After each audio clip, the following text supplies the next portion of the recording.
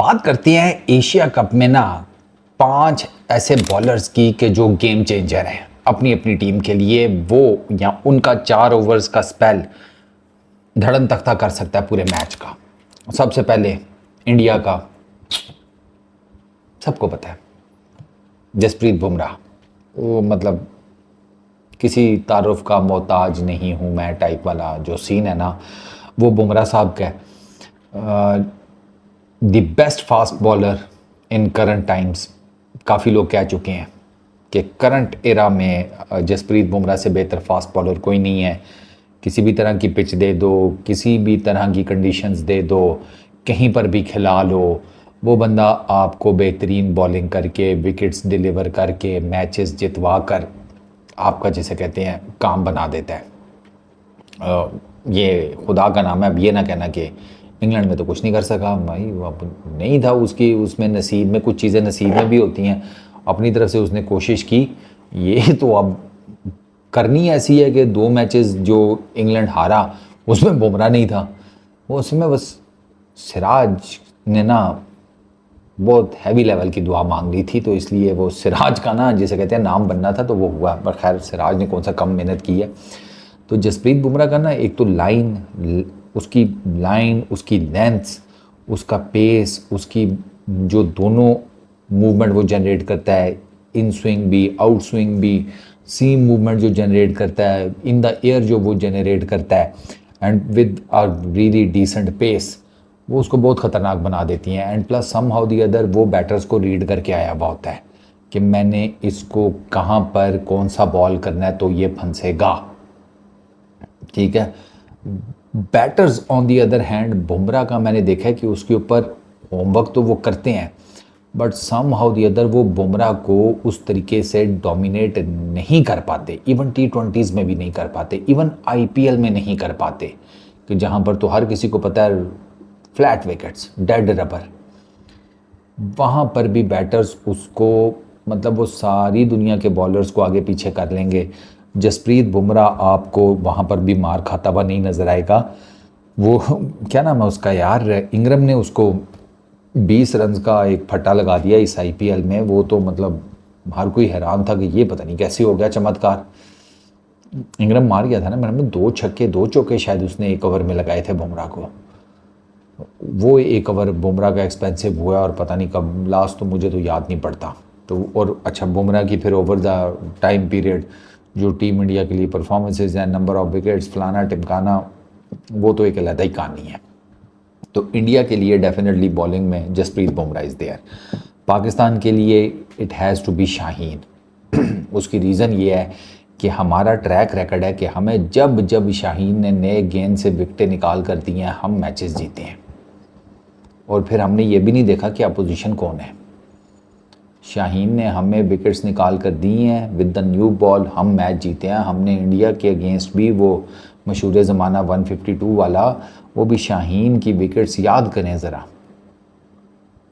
शाहीन की विकेटें ऊपर आई with the new ball, तो हमारे लिए चीज़ें बहुत आसान हो गई और हम इंडिया को 150 पर पकड़ने में कामयाब हो गए। तो Shaheen with the new ball would be, मेरे हिसाब में उसको विकेट्स निकालनी पड़ेंगी। अभी इन करंट टाइम्स अगर मैं देखूँ ना, तो शाहीन की परफॉर्मेंसेस आर सेटिस्फैक्टरी। वो एक्सीलेंट लेवल नहीं अचीव हो पा रहा, थोड़ा पेस भी डिक्रीज़ हुआ है, मूवमेंट आपको बहुत ज़्यादा नहीं नज़र आती। मैंने बड़े टाइम बाद नए गेंद से शाहीन को यॉर्कर मार के किसी को बोल्ड करते हुए देखा है। वही टिपिकल उसका जो इन स्विंग यॉर्कर होता है, इब्राहिम ज़ादरान को ये ट्राई नेशन सीरीज़ के पहले मैच में, तो उसमें शाहीन ने अपनी वो जो इंस्टिंक्ट है ना, वो जो उसका एक बॉल है स्पेशल, वो करके निकाल के दिखाया। वरना तो मसले मसाइल ही हैं जो आपके सामने है। फिटनेस का भी शाहीन का डाउट पड़ता रहता है कि यार he is not fully fit. ठीक है ना, वो आपको ना एक डर सा लगा रहता है कि यार क्या करेगा कर लेगा वो। अब शाहीन के ऊपर अगर हम इस तरह की सोच रखेंगे तो फिर तो प्रॉब्लम है ना। तो शाहीन को पाकिस्तान के लिए नए बॉल से रन्स भी रोकने हैं और विकेट्स भी निकालनी है। विकेट्स का तो निकालने का मैंने आपको रीज़न बता दिया कि वो विकेटें निकालेगा तो पाकिस्तान मैच जीतेगा। ठीक है। फिर आते हैं राशिद खान फॉर अफ़गानिस्तान। मतलब the best bowler in T20 in terms of wickets, performances and all that. Spin bowler की मैं बात कर रहा हूँ, he is the best. 660 plus wickets T20s में, 165 अभी लास्ट थी, आई चेक्ड, वो T20 इंटरनेशनल्स में लीडिंग विकेट टेकर है। ही इज़ माइस्ट्रो, ठीक है ना। और जिसे कहते हैं ना कि व्हेन इट कम्स टू ये जो इस किस्म की पिचेस हैं जो हमने देखी हैं अभी यूएई के अंदर, थोड़ी सी पिचेस का भी थोड़ा सा है, उसके ऊपर एक अलग से वीडियो बनाते हैं कि दुबई की पिचेस आप क्या एक्सपेक्ट करें। तो शारजा वाला काम तो नहीं होगा, ये मैं आपको बता देता हूँ, शारजा वाला काम नहीं होगा। वहाँ पर बैटर्स के लिए होंगी विकेट्स उसमें राशिद खान कैसे एडजस्ट करते हैं, वो डेफिनेटली राशिद के पास वो क्वालिटी भी है, एक्सपीरियंस भी है, स्किल सेट भी है, टैलेंट भी है कि वो उन विकेटों के ऊपर एडजस्ट कर लेगा और ये बंदा फंसाएगा वहाँ पर, ये बंदा वहाँ पर टीम्स को फंसाएगा। इसके 4 ओवर्स का स्पेल बहुत क्रूशल होगा हर उस मैच में, मतलब जो अफ़गानिस्तान खेलेगा इसके 4 ओवर्स का स्पेल बहुत क्रूशल होगा, क्योंकि ये कैप्टन भी होगा। तो वो जब कैप्टन की बॉलिंग अच्छी होती है, उसका स्पेल अच्छा जाता है, तो वो पूरी की पूरी टीम का डेफिनेटली मोराल उठ जाता है ना। और अगर विकटें शिकटें निकाल लेता है, क्योंकि ये जिस टीम में है साहब राशिद खान, उनका T20 के अंदर बेस्ट मिडल ओवर्स में इकॉनमी है 6.5 की, दुनिया की किसी और टीम की नहीं है, इनकी है। और वो इसी वजह से है कि इनके पास फौज है स्पिनर्स की जो कि मिडल ओवर्स में ऑपरेट करते हैं, डिफरेंट वेरिएशंस लेकर आते हैं और वो फंसा लेते हैं किसी भी बैटिंग लाइनअप को उन वेरिएशंस में। राशिद खुद लेगी हैं, लेग स्पिनर तेज़ पड़ता है, गूगली तेज़ फेंकते हैं, फ्लिपर तेज़ है, हर वेरिएशन राशिद का नेचुरली स्पीड जाता है ना, ठीक है। एंड मज़ेदार बात यह है कि तेज़ लेग स्पिन करके भी ये बंदा कितना कामयाब है। तो अफ़गानिस्तान के लिए तो डेफिनेटली बॉलिंग में it has to be Rashid Khan. अच्छा, श्रीलंका के लिए हसारंगा 300 प्लस मेरा ख्याल है T20 विकेट्स हैं हसारंगा की।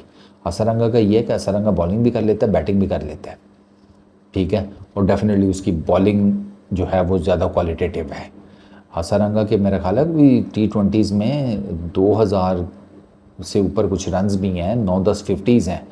तो Hasaranga is technically an allrounder, अब बॉलिंग ऑलराउंडर। तो उसकी जो बॉलिंग है ना, और उसने श्रीलंका को मैचेस जितवाए हैं, उसने T20 अपनी फ्रेंचाइजीज़ को मैचेस जितवाए हैं अपनी बॉलिंग को लेकर।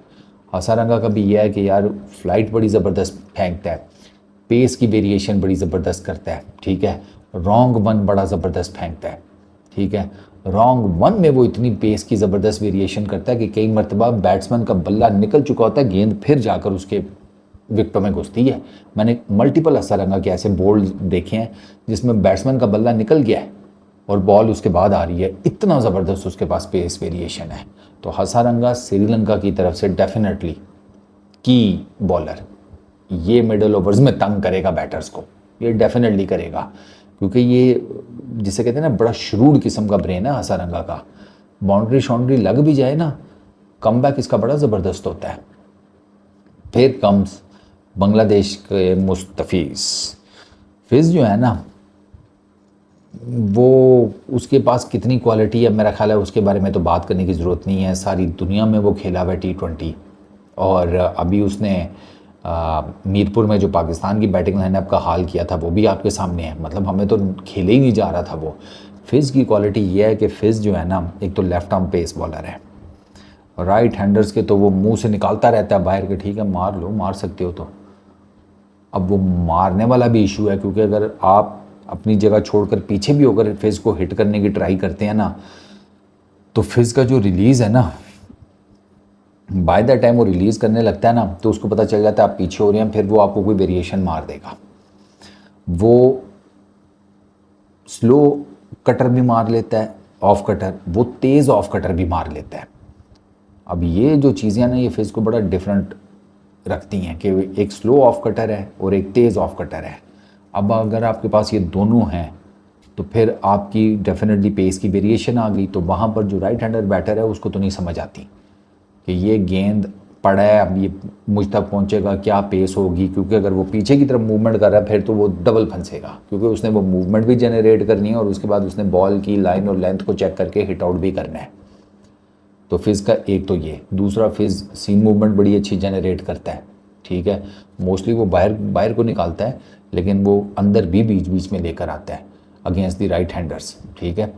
अच्छा, लेफ्ट हैंडर्स को भी वो फंसाता है। ऐसा नहीं है कि सिर्फ राइट हैंडर्स के अगेंस्ट फिज़ कामयाब है, नहीं, वो लेफ्ट हैंडर्स को भी फंसाता है, क्योंकि हमारे जो लेफ्ट हैंडर अपना था ये सैमी यूब, आप देख लें तो फिज़ एक ऐसा, और plus the type of pitches. अब ये फिर बात वही है, पिचेस।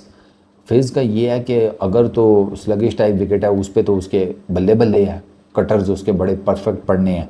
अगर थोड़ा बाउंस है, मतलब बॉलर फास्ट बॉलर्स के लिए कुछ है, क्योंकि ज़्यादातर यही देखा जा रहा है कि स्पिनर्स के लिए कुछ ना हो, सबको लग रहा है कि स्पिनर्स ही छाए होंगे, यही वाला काम होगा जो शारजा में हुआ है। फास्ट बॉलर्स के लिए तो देर वॉन्ट बी मच, लेकिन अगर फास्ट बॉलर्स के लिए कुछ है तो फिर फिज़ उन विकेटों पर भी कामयाब है। He can ball you a bouncer, slow bouncer, ठीक है, यॉर्कर, कटर्स, स्विंग, सीम। वो एमी तो नहीं बांग्लादेश का सबसे प्रीमियम बॉलर, उसकी रीज़न है, और उसकी रीज़न यही है कि उसने बेसिकली अपना आर्सनल इतना ज़्यादा डेवलप कर लिया है। तो ये जो 5 मैंने आपको मोटे मोटे बॉलर्स बताए हैं ना, मुझे लगता है कि ये गेम चेंजर हैं अपनी अपनी टीम के लिए एशिया कप में। आप इनसे एग्री करते हो या आपके ख्याल में कुछ और बॉलर भी हैं, तो मुझे ना नीचे कमेंट सेक्शन में उनका नाम ज़रूर बताना, उनको भी डिस्कस करेंगे। इस वीडियो में इतनी, अपना बहुत ख्याल रखना, नेक्स्ट वीडियो में मुलाकात होगी। पीस।